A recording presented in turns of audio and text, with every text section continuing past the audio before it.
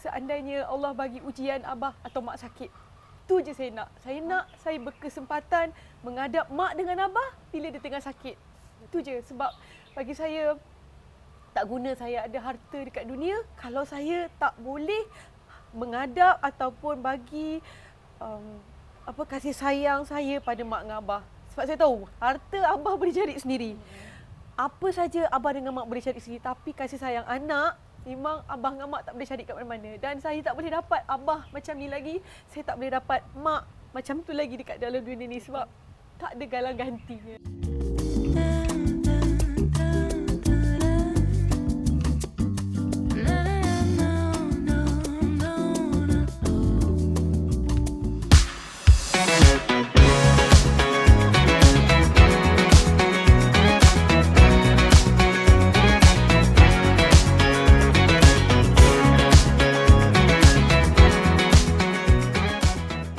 Kasih ibu sampai ke syurga, kasih bapa selama-lamanya.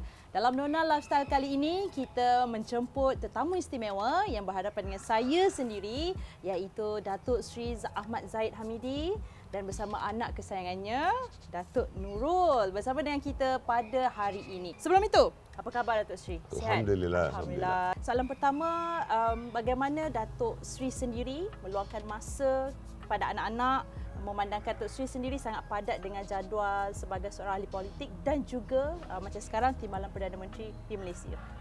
Alhamdulillah, terima kasih pada Nona. Saya berlaku sangat tidak adil kepada anak-anak saya. Okay. Saya akui. Sejak saya tercebur dalam bidang politik sepenuh masa daripada 1 Oktober 1987. Alright. Apabila ketika itu saya dilantik sebagai setiausaha politik pada Menteri Belia dan Sukan hingga ke hari ini. Alhamdulillah kerana anak-anak saya, isteri saya, cucu-cucu saya faham. Tetapi yang penting, sebagai seorang bapa, sebagai seorang datuk, saya bagikan masa untuk mereka. Apa yang saya panggil sebagai time management, pengurusan masa itu penting. Betul. Biarpun mungkin masa tidak panjang, tetapi saya mesti mempunyai masa yang berkualiti, quality time untuk mereka. Betul. Quality time itu adalah satu, saya kira key of the communication antara anak dengan ayah dan juga dalam keluarga sendiri bersama isteri dan sebagainya. Dalam masa yang sama nak tanya juga, mungkin Datuk Seri boleh sharekan momen-momen terindah sewaktu Datuk Seri menjadi seorang anak kepada bapa Datuk Seri dulu. Mungkin ada satu-satu perkara yang ayah ataupun bapa Datuk Seri sendiri lakukan kepada Datuk Seri yang Datuk Seri tak pernah ataupun tak boleh lupakan. Saya tidak bernasib baik kerana lepas Darjah 6 saya terus ke asrama penuh hingga ke tahun akhir di universiti dan sebab itu saya bekerja. Tetapi saya ingat bahawa bapa saya adalah seorang guru agama atau ustaz. Beliau mempunyai moto untuk mengajar. Apa yang saya lakukan dengan adik saya buat overhaul pada moto itu. Overhaul motor itu tanpa ada latar belakang mekanikal. Dan kena marah ke macam mana? Lari daripada rumah. Lari daripada rumah. Lari daripada rumah. Selepas itu? Lepas tu kita betulkan balik. Kita pasang dan sebagainya. Dan motor itu menjadi baik. Itu kenangan seumur hidup. Macam mana Datuk Nurul melihat kerjaya bapa sendiri Datuk Nurul tidak sama seperti orang lain yang mungkin ada masa untuk diluangkan, dan bapa Datuk Nurul sendiri pun, Datuk Seri Ahmad pun sendiri seorang yang sangat busy.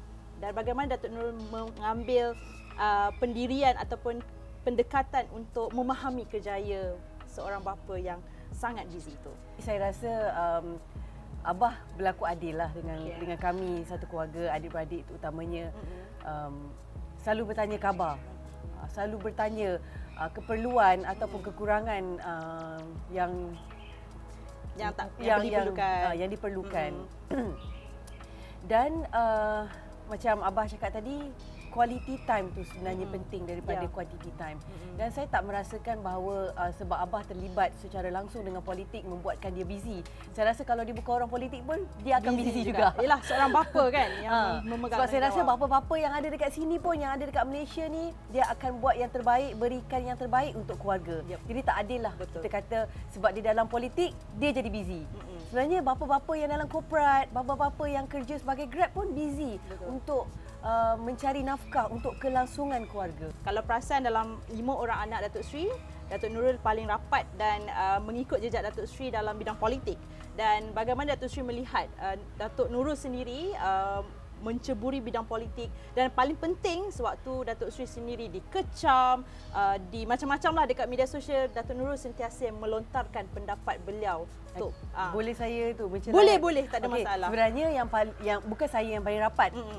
Adik-beradik saya 5 orang. Okey. Masing-masing memainkan peranan yang terbaik untuk abah dan untuk mak. Okey. Jadi saya ni memainkan peranan sebagai panglima keluarga. Kakak sulung. Kakak sulung, memang siapa-siapa anak sulung dia akan Betul. jadi Sama. panglima perang. Betul. Kan. Dia memang tak boleh apa-apa saja pasal keluarga dia, wak imam mak ataupun abah ataupun adik-beradik, dia akan ke depan. Mungkin daripada Datuk Nurul sendiri, bagaimana melihat sebagai tanggungjawab itu adalah tanggungjawab anak-anak selain daripada yang lain lah, Datuk Nurul untuk menjaga air muka Datuk Seri Ahmad Zahid Amin. Dia beza dengan orang yang terlebih berani, orang yang tak kisah. Saya ni ambil pendekatan macam I don't care what people say, but I know my family very well. Antara Instagram, Facebook, TikTok, Twitter, yang mana Datuk Seri paling suka? Saya sendiri admin. Saya sendiri admin menguruskan sendiri? menguruskan Okey. Twitter saya. Twitter. Okey. Abang aktif di Twitter. Dan saya lakukan ini secara proaktif. Ya. Untuk TikTok, Instagram, WhatsApp dan sebagainya itu ada admin yang follow up daripada Twitter yang saya tulis. Namun dalam keadaan yang begitu, balik pada soalan asal tadi. Yang pertamanya, saya tidak menggalakkan Nurul masuk politik. Tetapi tidak melarang. Ya. Yang kedua, saya melarang untuk Nurul mempertahankan diri saya. Ya. Yang ketiganya, kalau Nurul terlajak laris mempertahankan bapaknya. Ya. Jadi dalam hal ini, biarlah dalam soal politik, saya tidak perlu siapa mempertahankan diri saya. Rakan-rakan saya ataupun anak saya sendiri. Tetapi biar masyarakat melihat realiti sebenarnya. Apa yang saya lakukan dari dahulu hingga sekarang. Kalau saya memikirkan sesuatu itu betul, itulah yang saya sebut dan saya lakukan. Bagi saya yang penting ialah realiti baru politik. Bahawa politik itu sangat dinamik. Tidak ada batas badan. Ya. Kerana kita salah sebuah negara yang mempunyai protokol atau perjanjian bahawa kebebasan media, kebebasan melontarkan pandangan dan sebagainya. Tetapi kita mesti ada etika. Dan kadang-kadang kita suka poin itu, tetapi kita tak suka bahasa yang digunakan. Ya, jadi kita harus ada etika di dalam meraihkan perbezaan pendapat dan kita harus ada adab. Saya ingin berkongsi sedikit. Boleh, silakan Datuk Seri. Di dalam perayaan Rumah Terbuka, Hari Raya baru ini, bila saya pergi ke degi-degi dengan Yang Berhormat Perdana Menteri, ramai yang memohon maaf pada saya, minta maaf pada saya secara terbuka sebab mungkin terlajak kata, terlajak mengata saya. Terlalu banyak. Artinya tak kenal maka tak cinta. Betul. Jadi saya maafkanlah semuanya. Mulai hari bapa ni saya maafkanlah semua. Asalkan jangan buat lagi. Yalah, sebab Datuk Seri pun dianggap sebagai figura bapa dalam kerajaan yang membawa pentadbiran kita ke arah yang kita semua mahukan, rakyat Malaysia. Cuma Datuk Seri tak jawab tadi, nak Twitter, Facebook, TikTok ataupun Instagram yang paling Datuk Seri suka? Yang paling Twitter. Saya tahu Twitter berada dalam kedudukan nombor 4 dari segi populariti. So Twitter. Tapi itu yang biasa yang saya uruskan sendiri. Okey, so yang paling Datuk Seri uruskan adalah itu yang paling Datuk Seri suka, iaitu Twitter. Okey, kalau kita perasan bapa kat luar sana cuba untuk menyembunyikan rasa sedih sebab tak nak bagi anak-anak sedih ataupun isteri sedih. Macam Nurul pula melihat bagaimana seorang politician, bapa Datuk Nurul sendiri menyembunyikan kesedihan tersebut. Saya tak rasa abah sembunyikan lah sebab abah jenis dia macam abah cakap tadi, dia pandai nak reset dia punya perasaan. Maksudnya dia kalau dia marah, time tu je dia marah. Lepas tu dia habis. Lupa dah. Dia tak, bukan dia lupa, dia takkan lupa kalau dia marah tu. Cuma dia macam being professional, dia takkan bawa kat office ke kat mana ke, dia memang macam tu. So professionalism dia memang saya kena belajar lah. Sebab which on emotional part, he know how to control when bila dia berhadapan dengan public tu utamanya. Betul. So dia tak boleh bawa apa yang dia rasa, apa yang perasaan dia geram dengan orang keliling dia dekat public. Apa yang Datuk Sri rasa Datuk Nurul punya perangai tu paling rapat atau dekat sangat dengan Datuk Sri? Ada kualiti dalam dirinya yang saya tak pernah puji dia. Okay. Ada perangai yang saya tak suka tapi saya tak nak beritahu dia. Tetapi saya cuma sebut secara hikmah dan hasanah di dalam kehidupan Islam. Bil hikmah wa bil hasanah mesti ada tata susila. Ya, walaupun Nurul ada sebagai anak tetapi anak ada hak. Dan bapa juga ada hak, tetapi kita ada garis sepadan untuk kita saling menghormati.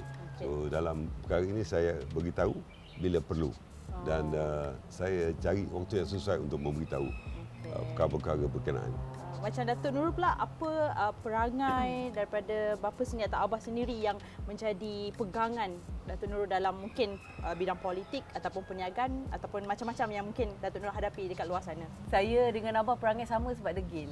Maknanya apa yang kita mahukan kita pasti akan cuba usaha dapatkan. Kita tahu apa yang terbaik untuk kita dan untuk orang di keliling kita. Abah tak pernah nak cakap benda tu salah, benda tu baik. Cuma dia akan bagi satu situasi di mana dia suruh kita fikir sendiri benda tu baik atau tak baik untuk kita. Datuk Sri sendiri seorang yang sangat busy, sebagai seorang ayah kadang-kadang tu tak dapat nak luangkan masa.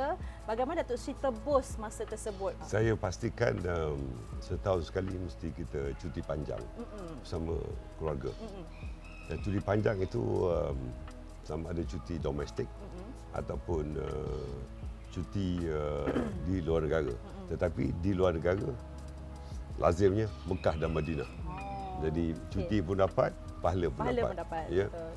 Jarang sekali saya bercuti santai-santai sewaktu saya berada dalam kerajaan. Kecuali sewaktu saya dalam bidang korporat dulu memang saya bercuti untuk santai. Namun dalam perkara ini saya sebutkan tadi ialah quality time.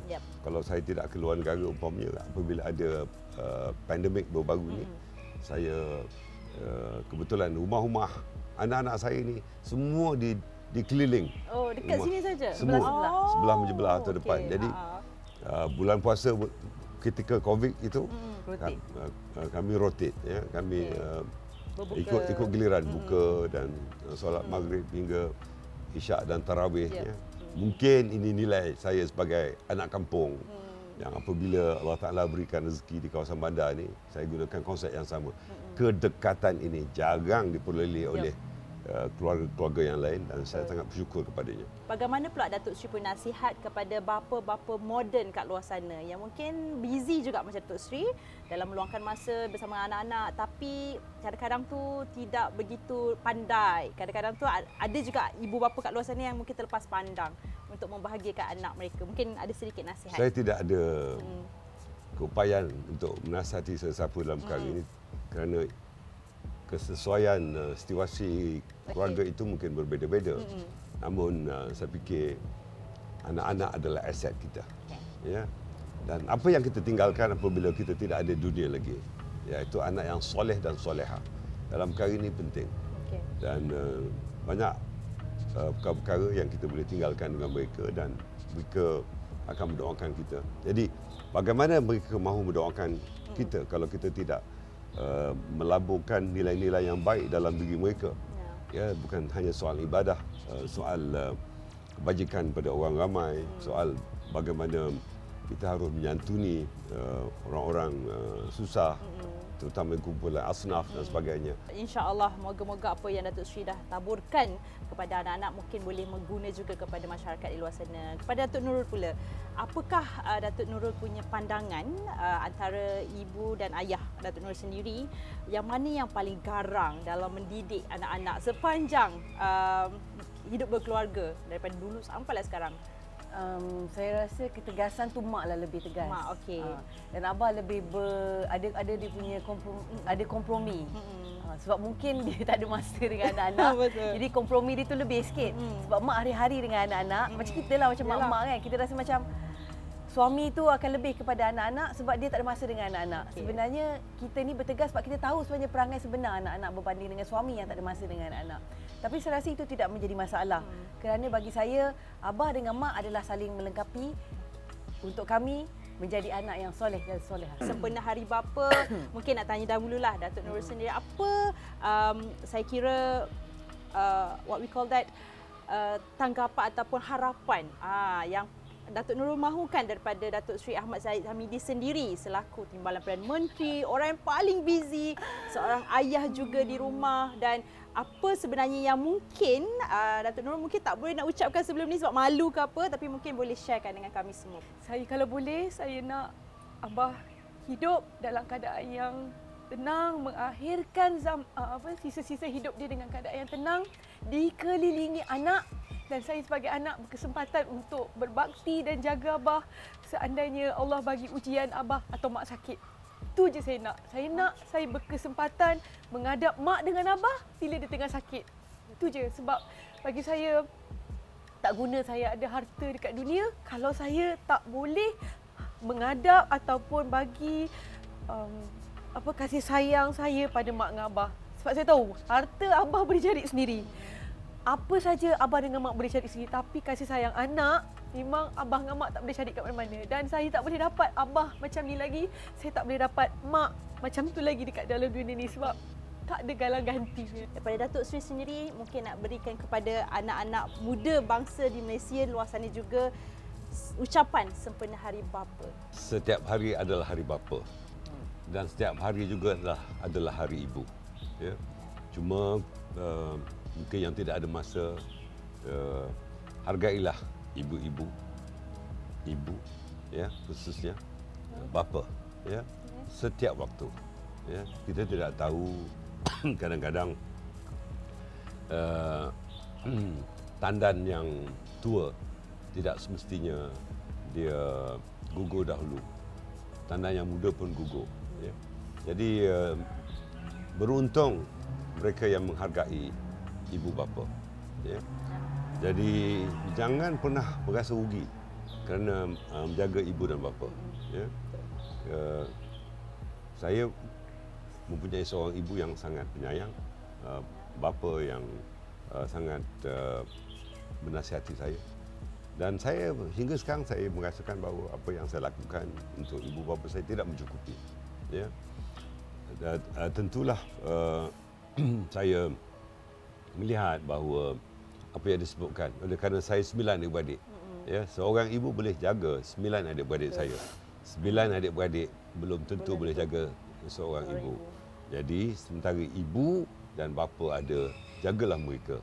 Jangan pernah untuk berbantah dengan mereka. Walaupun ada mungkin perkara yang tidak kita setujui, tapi ada kaedah untuk kita sampaikan ketidaksetujuan kita. Jangan buat keputusan ketika kita sedang marah atau kita sedang sedih atau kalau kita dalam tekanan. Jadi dalam 3 situasi itu kalau kita buat keputusan apatah lagi dalam menghadapi kerana bapa dan ibu, maka kita dikuatiri akan melakukan langkah yang salah. Jadi saya ingatkan pada diri saya, ya, walaupun ibu bapa telah tidak ada lagi, anak-anak saya, cucu-cucu saya yang pasti mempunyai ibu bapa mereka, ya, anak-anak saya yang masih mempunyai saya dan mak mereka, ya. Saya tahu ada perkara-perkara yang mereka tidak setuju, tetapi ibu tetap ibu. Syurga di bawah tapak kaki ibu. Malang sekali syurga tidak di bawah tapak kaki bapa. Tetapi ingat bahawa tanpa bapa, ya, tidak akan ada ibu. Tanpa kami berdua tidak akan ada anak-anak.